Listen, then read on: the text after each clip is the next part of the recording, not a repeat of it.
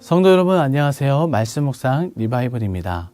오늘도 말씀을 통해 또 승리하는 하루가 되시기를 소망합니다. 오늘 하나님께서 우리에게 주신 말씀은 역대하 25장 5절에서 13절까지 말씀입니다. 함께 읽겠습니다.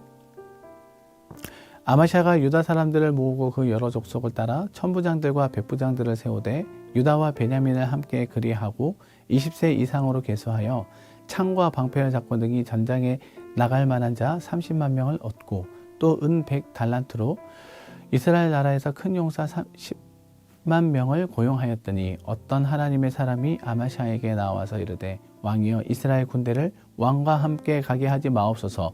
여호와께서는 이스라엘 곧 온 에브라임 자손과 함께 하지 아니하시나니 왕이 많이 가시거든 힘써 싸우소서. 하나님이 왕을 적군 앞에 엎드러지게 하시리이다 하나 하나님은 능히 돕기도 하시고 능히 패하게도 하시나이다 하니 아마샤가 하나님의 사람에게 이르되 내가 100달란트를 이스라엘 군대에게 주었으니 어찌할까. 하나님의 사람이 말하되 여호와께서 능히 이보다 많은 것을 왕에게 주실 수 있나이다 하니라.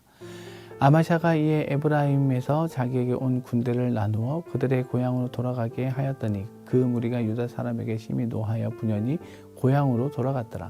아마샤가 담력을 내어 그의 백성을 거느리고 소금 골짜기에 이르러 세 자손 10,000명을 죽이고 유다 자손이 또 10,000명을 사로잡아 가지고 바위 꼭대기에 올라가서 거기서 밀쳐 내려뜨려서 그들의 온몸이 부서지게 하였더라. 아마샤가 자기와 함께 전장에 나가지 못하게 하고 돌려보낸 군사들이 사마리아에서부터 벳호론까지 유다 성읍들을 약탈하고 사람 3,000명을 죽이고 물건을 많이 노략하였더라. 아멘. 오늘 본문은 아마샤 왕에 대한 내용입니다. 그는 25세의 왕위에 올라 29년 동안 다스렸습니다. 아마샤는 유다의 왕으로 통치를 안정시키고자 병력을 조직하며 그는 이 날을 위해 자신의 왕위가 견고해질 때까지 기다릴 수도 있습니다. 그는 모세의 율법책에 기록된 대로 행하였다고 합니다. 아마샤 왕은 복수심에 사로잡히기보다 모세의 율법, 바로 하나님의 말씀에 사로잡혔던 것이죠. 본문 5절과 6절 말씀에 보면 아마샤는 전쟁을 치르기 위해서 남유다를 구성하고 있는 유다 지파와 베냐민 지파 사람들을 소집했더니 30만 명이 징집되었습니다. 그리고 추가로 아마샤는 군사력을 증강하기 위해서 북이스라엘로부터 100달란트를 주고 용병 10만 명을 고용했습니다. 그런데 본문 7절에서 9절 말씀에 보면 어떤 하나님의 사람이 아마샤에게 하나님께서는 북이스라엘 군대와는 함께하지 않으시니 그들을 돌려보내십시오라고 했습니다. 즉 용병의 군사력을 믿기보다 적은 수의 군인들이라 할지라도 함께하시는 하나님을 믿으라고 권면했습니다. 왜냐하면 이스라엘은 이미 하나님의 뜻에서 벗어난 나라였기 때문입니다. 아마샤 왕은 잠시 주저했지만 하나님의 사람이 하나님께서 충분히 그것보다 더 많이 주실 수 있습니다 라는 말에 순종하여 10만 명의 용병을 돌려보내기로 결심했습니다. 그때 용병들의 반응을 본문 10절에서 이렇게 증거합니다. 아마샤가 이에 에브라임에게 자기에게 군대를 나누어 그들의 고향으로 돌아가게 하였더니 그 무리가 유다 사람에게 심히 노하여 분연히 고향으로 돌아가더라. 10만 명의 용병들이 은 100달란트를 나누어 받았으니 6일치 1당 정도를 받았을 것입니다. 북이스라엘에서 남유다까지 먼 길을 많은 수입을 기대하고 왔는데 딱 교통비 정도만 받고 돌아가야 했으니 기분이 썩 좋지 않았을 것입니다. 그래서 그들은 심히 노하여 분연히 돌아갔죠. 우리 말로는 화가 굉장히 많이 난 것을 약간 속되게 표현하여 우라통이 터지다, 뚜껑이 열리다 라고 표현하곤 합니다. 10만 명의 용병은 코에 불이 나고 또 불이 나서 돌아갔다고 합니다. 다시 전쟁에서 승리하게 되면 전리품은 군인의 몫이었습니다. 그래서 전쟁에 참여해서 승리하는 것은 빨리 부자가 되는 지름길이었죠. 에브라임 군대는 적은 봉급에다가 전리품을 가질 기회마저 상실했기 때문에 화가 났던 것입니다. 그래서 본문 13절 말씀에 보면 그들은 되돌아가면서 남유다의 여러 성읍들에서 약탈을 자행했습니다. 그것은 아마샤의 결정이 옳았지만 순종에도 대가가 따를 수 있음을 보여주는 것입니다.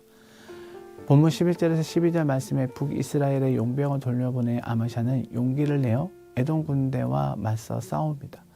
그 결과 소금 골짜기에서 전투에서 대성을 거두었습니다. 1만 명은 전사시켰고 1만 명은 추락사를 시켰습니다.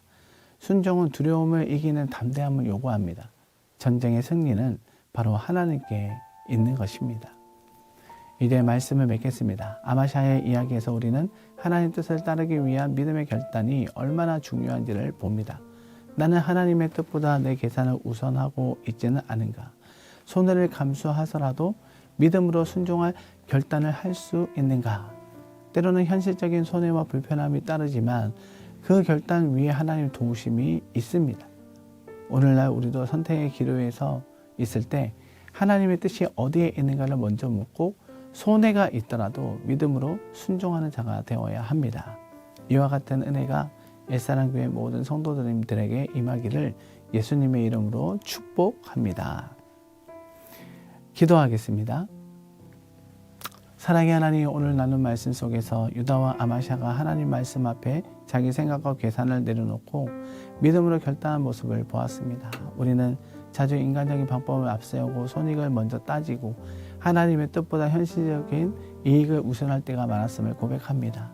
우리 안에 불신과 두려움을 용서하여 주시옵소서. 하나님 없이 앞서 가려는 유혹이 있을지라도 저희가 믿음으로 멈추고 하나님 뜻에 순종하는 결단을 내릴 수 있는 믿음의 사람이 되게 하여 주옵소서. 감사드리며 예수 그리스도의 이름으로 기도하옵나이다. 아멘. 이 시간 다 같이 합심하여 기도하겠습니다. 세상의 방법이 더 강해 보일지라도 하나님 앞에 앞서 가려는 유혹이 있을지라도 믿음으로 멈추고 하나님 뜻에 순종하는 결단 내릴 수 있는 믿음의 사람이 되게 하여 주시옵소서. 엘사랑 교회를 위해 기도하기를 원합니다. 새생명 축제를 통해 많은 태신자들이 교회를 찾을 수 있게 하여 주시고 그들을 품고 또 기도하며 하나님의 기쁨이 되는 축제가 되게 하여 주옵소서. 엘사랑 교회가 말씀으로 강해지면 복음의 기쁜 소식을 전하는 생명이 있는 교회가 되게 하여 주옵소서. 엘사랑 교회 모든 성도님들의 가정에 하나님의 사랑과 또 평강이 넘치게 하여 주시고 또 입시를 앞두고 있는 자녀들에게 지혜와 명철을 주셔서 좋은 결과 있게 하여 주시며 취업을 앞두고 있는 자녀들에게 선한 인도하심이 있게 하여 주시옵소서. 담임 목사의 목회 사역과 말씀 사역 가운데 큰 은혜를 주시고 모든 교육자들에게 성령 충만함을 허락하여 주옵소서. 이와 같은 마음으로 우리 이 시간 다 같이 합심하여 기도하겠습니다.